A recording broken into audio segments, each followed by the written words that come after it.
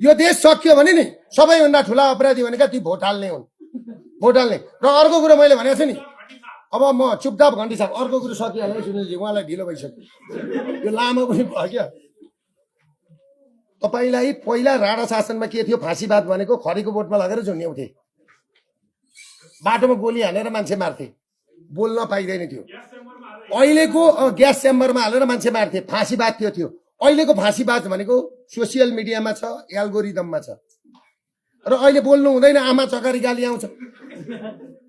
सुनिलजी अब कस्तो कस्तो थियो, अब बोल्नु हुँदैन भनेर लेखेको हुन्छ। हेर्नुहोस् त, छोरो भनेर लेखेको छ।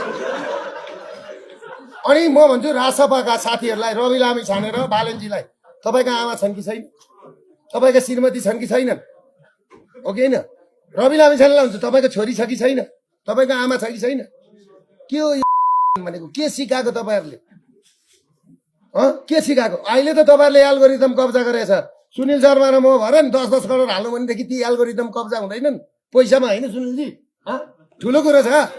तर हामी सभ्य समाज बनाउन चाहन्छौँ, सेवा गर्ने समाज बनाउन चाहन्छौँ, गरिबलाई धनी बनाउने समाज बनाउन चाहन्छौँ, बिरामीलाई उपचार गर्न सक्ने क्षमता भएको चाहिँ मान्छे बनाउन चाहन्छौँ। डाक्टर पढाउँछौँ, हामी नर्स पढाउँछौँ मान्छे बचाउने। अनि हामीलाई चाहिँ नाना थरी मुख छाडेपछि अनि यो भनेको एल्गोरिदम र सोसियल मिडियाको फाँसीवाद हो।